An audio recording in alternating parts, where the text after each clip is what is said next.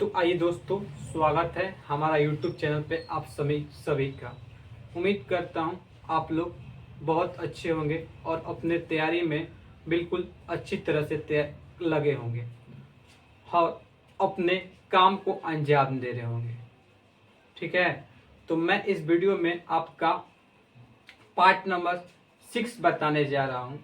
हाँ, अगर आपने मेरा वीडियो पार्ट 1, पार्ट 2 या पार्ट 3 या फिर पार्ट 4 की बात बोला जाए, ऐसे करके मेरा आपने वीडियो नहीं देखा हुआ है तो आप मेरी वीडियो पे जाकर आप लोग देख सकते हैं। हाँ, अगर आपको हो सकता है कि ये जो मैं वीडियो बना रहा हूँ ये वीडियो आपको नहीं समझ में आए, जब तक आप क्या करेंगे वहां पे मेरे वीडियो को अच्छा तरह से नहीं देखेंगे तो हो सकता है ये वीडियो आपको समझ में नहीं आए। हाँ, तो मैंने आपको क्या किया हुआ था कि मैंने पार्ट 5 में आपको कुछ क्वेश्चन दिए हुए थे और उस क्वेश्चन को मैंने क्या किया हुआ था, आपको बोला था कि सॉल्व कर लाने के लिए। तो आइए देखते हैं, आप लोग मिला लीजिएगा, अगर आप लोग बनाए होंगे तो आप लोग मिला लीजिएगा कि आपका कितना क्वेश्चन सही हुआ है। ओके, तो आइए हम लोग क्वेश्चन की ओर बढ़ते हैं। हाँ, अगर आपको नहीं समझ में आ रहा है तो वीडियो को बार बार पुश कर देखें, बार बार बैक कर देखें वीडियो को। हाँ, और जो मैं बता रहा हूँ उस वीडियो को अच्छी तरह से आप मतलब पुश कर उस जो बता रहा हूँ वो आप लिखिए, अन्यथा आपको उम्मीद है कि नहीं समझ में आएगा। ओके, तो आइए हम लोग क्या करते हैं, क्वेश्चन की ओर बढ़ते हैं। तो फर्स्ट आपका क्वेश्चन क्या बता रहा है, उसने कुर्सी तोड़ी है। ठीक है, तो ये आप लोग कैसे क्वेश्चन बनाना है, तो आपको कैसे बनाना है मैंने बताया था, कर्ता प्लस आपका मैंने स्ट्रक्चर क्या बताया था, तो आप लोग को स्ट्रक्चर में सॉरी पहले देख लेते हैं क्वेश्चन क्या है। उसने कुर्सी तोड़ी है, तो मैंने बताया कर्ता प्लस आपका कर्म प्लस आपका धातु प्लस ई है, मतलब कर्ता प्लस धातु प्लस आ है, ई है, ई है, ए है, ये मैंने बताया था। तो आइए देखते हैं, कर्ता ये हो गया, धातु ये हो गया, अब फिर तोड़ी आप सॉरी ये कर्म हो गया, फिर तोड़ ये हो गया, अब फिर ई का सेंस आ रहा है, तो वहां पे मैं क्या समझूंगा कि वो जो है क्वेश्चन है वो आपका प्रेजेंट परफेक्ट में। तो कैसे बनाइएगा, उसने कुर्सी तोड़ी, तो आपका उसने के लिए ही सी भी हो सकता है, he see has broken the chair. Okay, उम्मीद करता हूँ यहाँ तक आपको क्वेश्चन समझ में आया होगा। हाँ, फिर से मैं स्ट्रक्चर बोल दे रहा हूँ, प्रेजेंट परफेक्ट का सब्जेक्ट प्लस कर्ता प्लस धातु प्लस कर्ता प्लस कर्म प्लस धातु प्लस आ है, ई है, ए है, ऐसे मैंने स्ट्रक्चर बताया था। और इंग्लिश में मैंने कैसे बताया था, subject plus has have plus आपका भी3 प्लस ऑब्जेक्ट, मैंने यहाँ पे स्ट्रक्चर बताया हुआ था। अगर आपको मेरा बात नहीं समझ में रहा है तो आप मेरी बात जाकर पहले वाले वीडियो पार्ट 5 में आप मेरा देखें, तब आपको समझ में आएगा, अन्यथा आपको ये नहीं समझ में आएगा। हाँ, तुमने उसे गाली दी है, तो अब मैंने कैसे बनाया, यू हैव अब्यूज्ड हिम। ठीक है, तो मैंने ऐसे बनाया हुआ है, देखिए यहाँ पे आ गया कर्ता आ गया, फिर आपका कर्म आ गया, फिर आपका उसने गाली दी है, तुमने उससे गाली दी है, तो ऐसे यहाँ पे बनेगा। तो यहाँ पे तुमने आ गया और फिर गाली आ गया, यहाँ पे धातु और फिर दी का सेंस आ जा रहा है। ठीक है, वहां पे ई का सेंस आ रहा है, तो कैसे बनाइएगा, you have abused him. Okay, उम्मीद करता हूँ यहाँ तक आपको समझ में आया होगा। हाँ, वो खा चुकी है, तो यहाँ पे कैसे बनाया, सी हैज ईटन। ओके, आइए क्वेश्चन नंबर 4 की ओर बढ़ते हैं। क्वेश्चन नंबर 4 क्या बता रहा है, वे जा चुके हैं, तो देखिए यहाँ पे दे हैव गॉन बनेगा। ओके, आइए क्वेश्चन नंबर 5 की ओर बढ़ते हैं। क्वेश्चन नंबर 5 क्या बता रहा है, मैंने फूल तोड़े हैं, तो I have plucked the flowers, plug flowers हो जाएगा। ओके, क्योंकि ये कोई प्रॉपर फ्लावर को नहीं बोल रहा है, हो सकता है मैंने बहुत सारा फूल तोड़ी होगी, तो यहाँ पे इसलिए मैंने सेंस जो आ रहा है वही वैसे ही मैंने बनाया हुआ है। ओके, तो आइए क्वेश्चन नंबर जो मैंने कुछ क्वेश्चन दिया हुआ था, तो सेकंड क्वेश्चन की ओर बढ़ते हैं।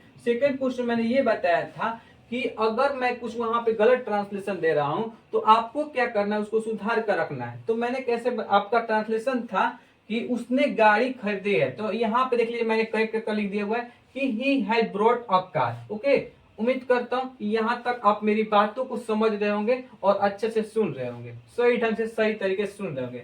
सेकंड क्वेश्चन है कि उसने चोर पकड़ा है, तो he has caught a thief. Okay, आइए क्वेश्चन नंबर 3 की ओर बढ़ते हैं। क्वेश्चन नंबर 3 क्या बता रहा है कि उसने मेरी मदद की है, तो ही हैज हेल्प मी।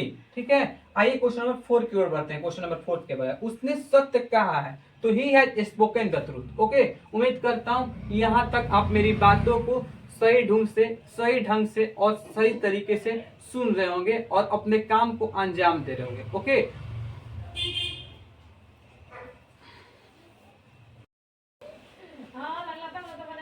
तो आइए हम लोग बढ़ते हैं आगे क्वेश्चन की ओर। मैं बताऊंगा प्रेजेंट परफेक्ट कंटिन्यूअस के बारे में। ओके, तो प्रेजेंट परफेक्ट कंटिन्यूअस के बारे में सबसे पहले मैंने कुछ वाक्य आपको दिया हुआ है। जैसे मैंने यहाँ पे फर्स्ट वाक्य मैंने बोल रहा है, यहाँ पे क्या बोला हुआ है कि वो लिखता रहा है। सेकेंड वाला आपका क्या बता रहा है, वो लिखती रही है। आपका थर्ड वाक्य क्या बता रहा है, वे लिखते रहे हैं। फोर्थ आपका क्या वाक्य बता रहा है, वे खेलते रहे हैं। ठीक है, तो मैंने कुछ आपको 4 वाक्य बताया हुआ है जो कि आपका प्रेजेंट परफेक्ट कंटिन्यूअस का है। ओके, तो आइए देखते हैं आगे क्या बता रहा है।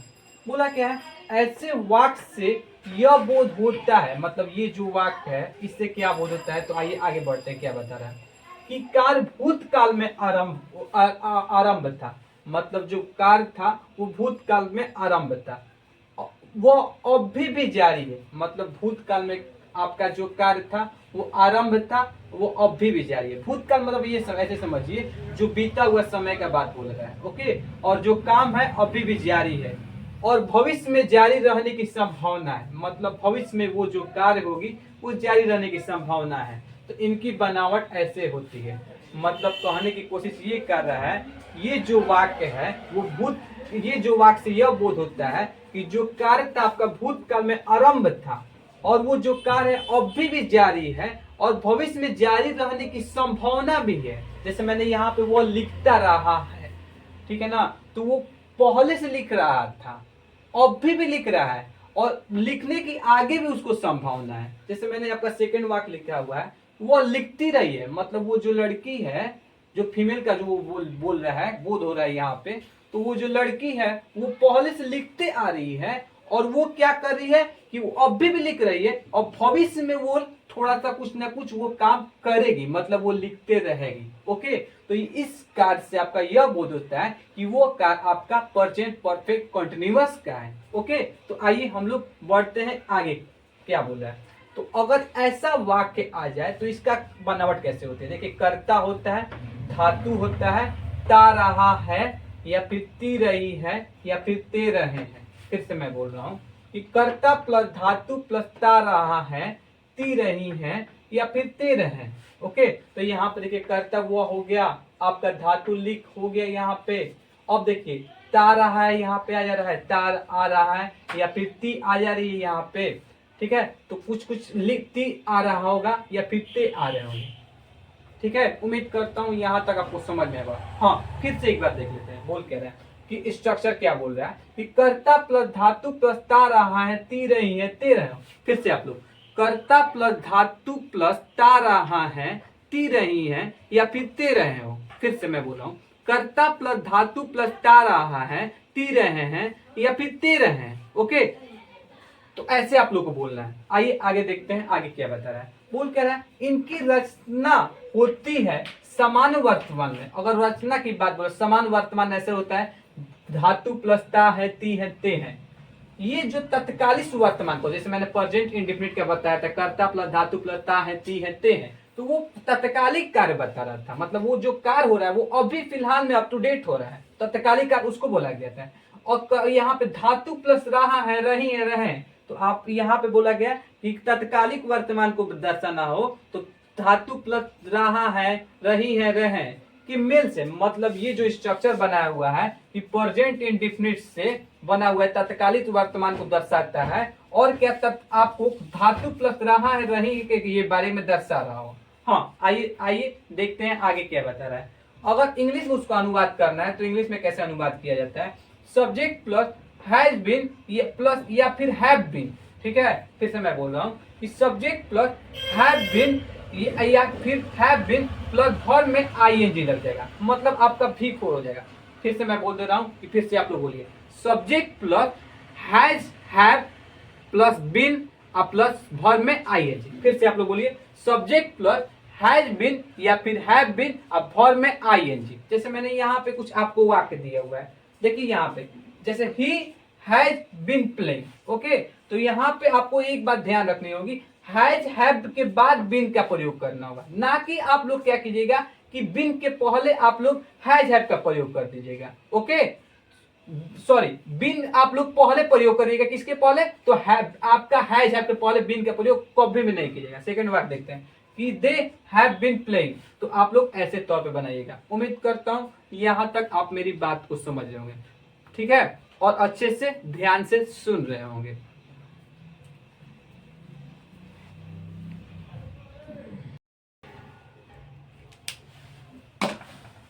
तो आइए दोस्तों हम लोग आगे बढ़ते हैं। आगे क्या बता रहा है, बोल क्या रहा है, इन वाक्यों की बनावट और अनुवाद करें। मतलब यहाँ पे मैंने कुछ वाक्य दिया हुआ है, उसको आपको क्या करना है, बनाना है। ओके, तो मैंने यहाँ पे आपको बता भी दिया हुआ है उस वाक्य को। तो आइए हम लोग फर्स्ट वाक्य देखते हैं, वाक्य क्या बोल रहा है कि वह लिखता रहा है। ठीक है, तो इसकी कैसे अनुवाद करना है, तो मैंने आपको बता दिया हुआ था, कर्ता प्लस धातु प्लस ता रहा है, ती रहे हैं, ते रहे हैं। ओके, मैंने हिंदी में ये स्ट्रक्चर बताया हुआ था। अगर इंग्लिश में मैंने बात की जाए तो इंग्लिश का मैंने ये बताया था, subject plus has been plus या फिर हैव बीन अब प्लस ऑब्जेक्ट मैंने बताया हुआ था। तो आइए हम लोग देखते हैं कैसे उसका बनता है अनुवाद। इंग्लिश में कहता है he has been writing. Okay, तो आइए क्वेश्चन नंबर सेकंड की ओर बढ़ते हैं। क्वेश्चन नंबर सेकंड क्या बता रहा है, वे लिखते रहे हैं। तो यहाँ पे देखिए they have been writing. Okay, उम्मीद करता हूँ आप लोग मेरी बातों को ध्यान पूर्वक और अच्छे तरह से सुन रहे होंगे। आइए रूल नंबर 1 क्या बता रहा है, बोल कह रहा है ऐसे वाक्य में नॉट आता है हैज हैव के बाद सॉरी क्या मैंने लिख दिया हुआ है, फिर से मैं बता देता हूँ।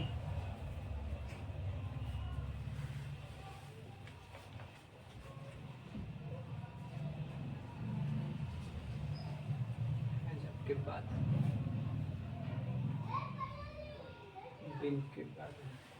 हाँ ठीक है, मैंने सही लिखा हुआ है। तो यहाँ देखिए क्या बता रहा है, ऐसे वाक्य में नॉट आता है तो हैज हैव के बाद। ओके, तो आप लोग को क्या करना है, नॉट का प्रयोग जब भी आ जाए तो आप लोग क्या कीजिएगा, हैज हैव के बाद लगाइएगा। ठीक है, बिन के बाद नहीं। ओके, तो आपको क्या करना है कि जब अगर नॉट का प्रयोग वाक्य में आ जाए, मतलब ये बताने की ये कोशिश कर रहा है, अगर वाक्य में हैव नॉट आ जाए तो वहां पे आप लोग क्या करना है, तो हैज हैव के बाद लगाना है, ना कि आप लोग के बिन के बाद उसका प्रयोग करना है। अगर आप बिन के बाद प्रयोग कीजिएगा तो जो आपका वाक्य है वो गलत हो जाएगा। ओके, तो आइए मैंने कुछ आपको क्वेश्चन दिया हुआ है, वहां पे मैंने बनाकर बता भी दिया हुआ है। ओके, तो आइए देखते हैं, बोल कह रहा first number he has not या फिर हैज नॉट बीन राइटिंग। तो मैंने यहाँ पे क्या किया है, नॉट के बाद यहाँ पे बिन का प्रयोग किया हुआ है। फिर से मैं बोल रहा हूँ, मैंने ये बोला कि नॉट के बाद मैंने बिन का प्रयोग किया हुआ है। आप लोग बिन का प्रयोग पहले नॉट के पहले ना करें, जैसे आप लोग he has been not writing. Okay, ऐसे ना करें, आप लोग बिन के पहले आप लोग नॉट का प्रयोग करें।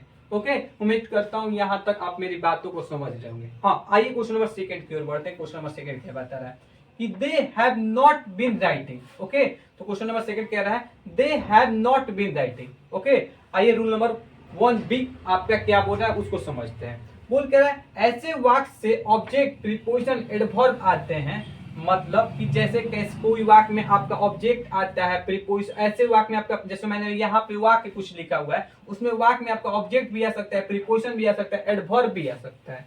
ठीक है, तो आप लोगों को कैसे बनाना है, जैसे मैंने लिखा हुआ है कि he has been writing a story, तो यहाँ पे देखिए ऑब्जेक्ट आ जा रहा है। ओके, आइए क्वेश्चन नंबर सेकंड बढ़ते हैं। सेकंड क्या बता रहा है, he has been writing since morning. तो यहाँ पे देखिए जो सिंस है वो क्या है, वो आपका प्रीपोजिशन है, तो मैंने यहाँ पे सिंस डाल दिया हुआ है। आइए क्वेश्चन नंबर थर्ड बढ़ते हैं। क्वेश्चन नंबर थर्ड क्या बता रहा है, he has been dancing for, आपका प्रीपोजिशन यहाँ पे आ रहा है फॉर, तो यहाँ पे मैंने फॉर लिख दिया हुआ है। ओके, तो आइए देखते हैं क्वेश्चन नंबर 5 क्या बता रहा है कि सी हैज बीन डांसिंग वेरी, आपका वेल, तो यहाँ पे जो वेरी आ रहा है वो क्या है, आपका एडवर्ब है। ओके, उम्मीद करता हूँ यहाँ तक आपको समझ में आ रहा होगा।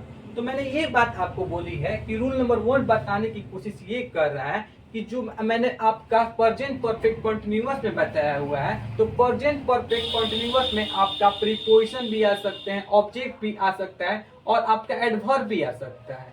ठीक है। तो आपको मैंने यहाँ पे दो चार मैंने वाक बना दिए हुआ है, तो इसी तौर पे आपको बनाना है, ना कि आप दूसरे वे का प्रयोग उसको कर कर बनाइएगा। अन्यथा अगर आप बनाते हैं तो संभावना है जो आपका क्वेश्चन है वो आपका गलत हो जाएगा। ओके, उम्मीद करता हूँ यहाँ तक आप मेरी बातों को ध्यान से सुन रहे होंगे और समझ रहे होंगे।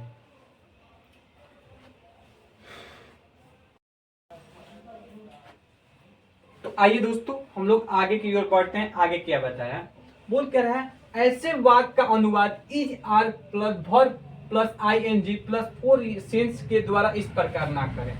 मतलब मैंने यहाँ पे कुछ आपको वाक्य लिखा हुआ है, उसमें मैंने इस का प्रयोग कर दिया हुआ है या फिर आर का मैं प्रयोग कर दूंगा, तो वो आपका सेंटेंस आपका गलत हो जाएगा। क्यों गलत हो जाएगा? क्योंकि जाहिर से मैंने आपको स्ट्रक्चर लिखवा दिया हुआ है कि अगर इंग्लिश में अनुवाद करना हो तो subject plus has been plus verb में आईएनजी। मतलब ये जो मैं स्ट्रक्चर बोल रहा हूँ ये आपका प्रेजेंट परफेक्ट कंटीन्यूअस का स्ट्रक्चर है।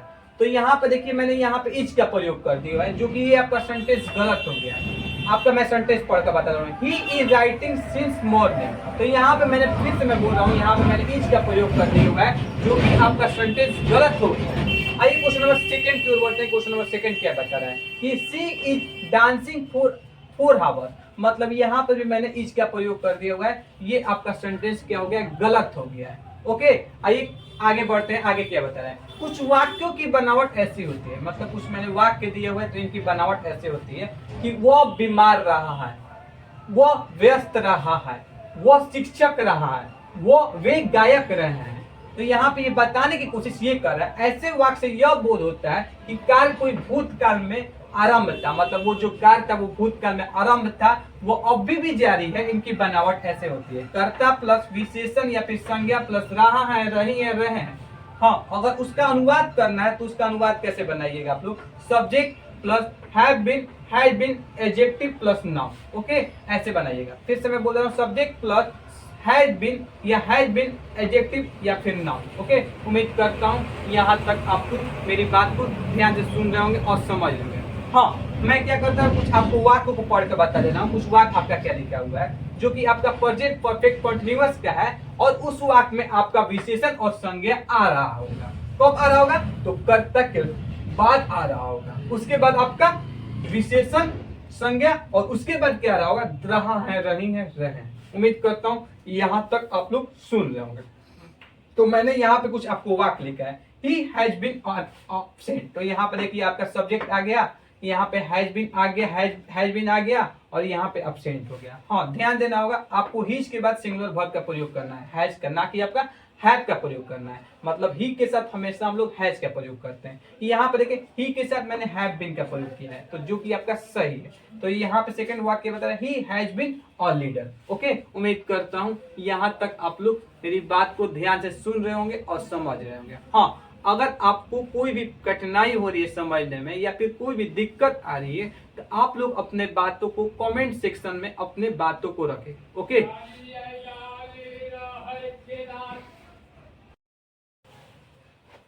तो आइए हम लोग बढ़ते हैं आगे की ओर। आगे क्या बता रहा है, बोल रहा है कि ध्यान दे। ठीक है, तो आपको मैंने यहाँ पे ध्यान देने के बाद बोली हुई है, तो आप लोग क्या करिएगा, ध्यान से मेरी बातों को सुनिएगा। ओके, इनकी बनावट और अनुवाद ध्यान रखें। तो मैंने यहाँ पे कुछ वाक्य दिए हुए जो कि आपको बता दिया हुआ है, और उसको आपको ध्यान में रखना है। जैसे वो बीमार रहा है, तो ही हैज बीन इन। ठीक है, वो व्यस्त रहे हैं, तो सी हैज बीन बिजी। आप लोग ऐसे बनाइएगा। हाँ, वे सफल रहे हैं, तो they have been successful. Okay, वो शिक्षक रहा है, तो he has been a teacher.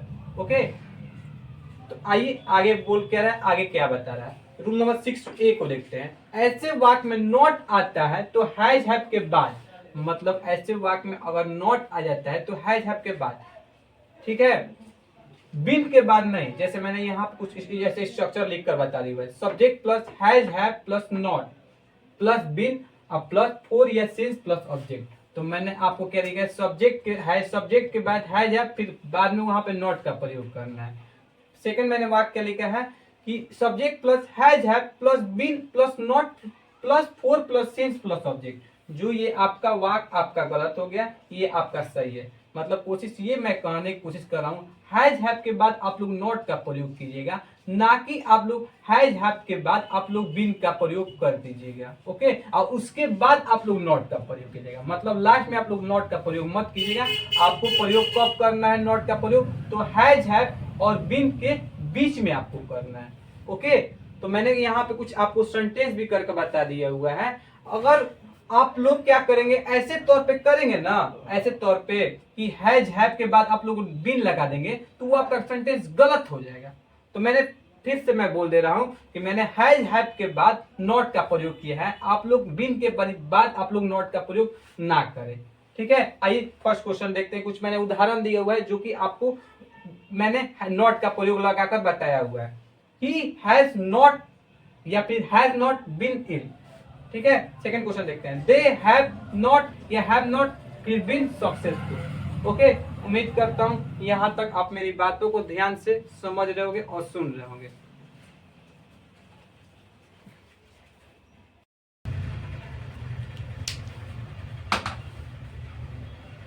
आइए रूल नंबर आपका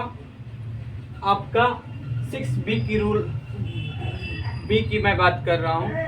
तो बोल कर रहा है कि ऐसे वाक्य में नाउन या फिर एडजेक्टिव आता है बीन के बाद, इसलिए नाउन एडजेक्टिव को सब्जेक्ट या हैज बीन के बाद प्रयोग ना करें, प्रकार ना करें। जैसे मैंने यहाँ पे ही इल हैज बीन लगा दिया हुआ है, तो आप लोग ऐसे प्रयोग नहीं कीजिएगा। अगर कीजिएगा तो वो आपका गलत हो जाएगा। ठीक है, ही बीन मैंने बीन को पहले लगा दिया है, और सॉरी बीन को मैंने पहले लगा दिया हुआ है और आपका हैज को मैंने बाद में लगा दिया, जो कि आपका ये भी गलत है। ठीक है, तो बोल कर रहा है कि ऐसे वाक्य में फोर सिंस का प्रयोग भी हो सकता है। मतलब अगर ऐसे वाक्य अगर बना रहे हैं तो वहां पे सिंस का प्रयोग और फोर का प्रयोग हो सकता है। जैसे मैंने फर्स्ट में वाक्य बोल दे रहा हूँ, फर्स्ट वाक्य क्या बता रहा है कि he has been ill since morning. ठीक है, she has been ill for a week. तो उम्मीद करता हूँ यहाँ तक आप मेरी बात को ध्यान से सुन रहे हैं। हाँ, बहुत लोगों के डाउट क्वेश्चन ये होता है सर सिंस और फोर का प्रयोग कहाँ करें। तो सिंस का प्रयोग अगर प्रॉपर एक निश्चित समय को नहीं दर्शाता हो तो वहां पे सिंस का प्रयोग करेंगे। अगर जो को निश्चित समय को दर्शा, जैसे एक वीक मैंने बोला तो एक निश्चित सप्ताह को दर्शा रहा है कि मैंने एक मंथ एक वीक बोला हुआ है, या फिर 2 वीक बोला हुआ, या फिर 1 आवर को बोला हूँ, तो वहां पे आप लोग फोर का प्रयोग कीजिएगा, ना कि आप लोग क्या कीजिएगा वहां पे सिंस का प्रयोग नहीं कीजिएगा। ओके, तो आइए क्वेश्चन नंबर फर्स्ट देखते हैं। फर्स्ट क्या बता रहे, she has been ill since morning. तो यहाँ पे आपका सिंस कोई मॉर्निंग सेपरेट नहीं बता रहा कि कब मॉर्निंग, मतलब 4 बजे 5 बजे 3 बजे, ये कोई सेपरेट नहीं बता रहा है, बस आपको बोल दे रहा है मॉर्निंग। मतलब मॉर्निंग मतलब आपको एग्जैक्ट नहीं मालूम चल रहा है, लेकिन यहाँ पे मैंने अ वीक लगा दिया हुआ है, तो वहां पे आपको मालूम चल रहा है कि हाँ मैंने एक सप्ताह की बात की हुई है, तो वहां पे आप लोग फोर का प्रयोग कीजिएगा। ओके, उम्मीद करता हूँ यहाँ तक आप मेरी बातों को ध्यान से और अच्छा तरह से सही ढंग से समझ रहे होंगे। हाँ, इसका अनुवाद is are plus adjective for since के द्वारा सॉरी इस प्रकार ना करें। मतलब ही इज सिंस मॉर्निंग वहां पे आपको यूज नहीं करना है, अन्यथा आपका सेंटेंस क्या हो जाएगा, गलत हो जाएगा। हाँ, मैंने यहाँ पे ही इज लगा दिया हुआ, ये भी आपका सेंटेंस गलत हो जाएगा। ओके, उम्मीद करता हूँ यहाँ तक आप मेरी बातों को ध्यान से सुन रहे होंगे और समझ रहे होंगे।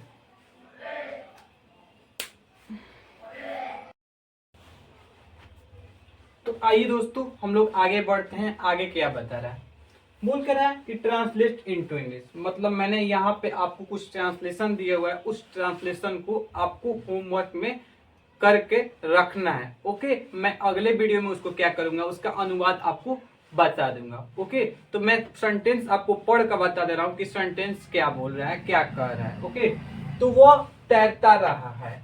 सेकंड क्या है, वह सोचता रहा है। थर्ड क्या है, वह रेडियो सुनती रही है। फोर्थ क्या है, वे पढ़ाते रहे। तो मैंने यहाँ पे ट्रांसलेट इनटू इंग्लिश, मतलब ये बोलने की कोशिश कर रहा है कि आपको इंग्लिश में उसका अनुवाद करना है। ओके, आप लोग मेरी बातों को समझ रहे होंगे। हाँ, आपका बी नंबर बोला है करेक्ट दी ट्रांसलेशन, मतलब ये जो मैंने ट्रांसलेशन दिया हुआ है ये आपका ट्रांसलेशन गलत है, आपको क्या करना है, सुधार कर रखना है। ओके, वह भोजन बनाती है, तो ही see has been food cook मैंने लिखा हुआ है, जो कि आपको सुधारना है। सेकंड मैंने लिखा है वह तैरते नहीं जहां है, तो he has been not swim, तो आपको क्या करना है, वहां पर भी सुधार करना है। हाँ, थर्ड मैंने लिखा है वे 4 बजे से दौड़ते रहे हैं, तो ये मैंने बनाया they since 4 o'clock have been run. Okay, तो ये भी आपको क्या करना है, सुधार कर रखना है। फोर्थ मैंने बोला हुआ है कि वर्षा एक सप्ताह से हो रही है, तो it has been rain for a week. तो आपको मैंने यहाँ पे कुछ ट्रांसलेशन दिया हुआ है और कुछ मैंने करेक्ट गलत गलत लिख दिया हुआ है, जो कि आपको करेक्शन कर कर रखना है। उम्मीद करता हूँ आप लोग मेरी बातों को ध्यान से और अच्छे तरीके से सुन रहे होंगे। हाँ, मिलते हैं अगले वीडियो में। धन्यवाद।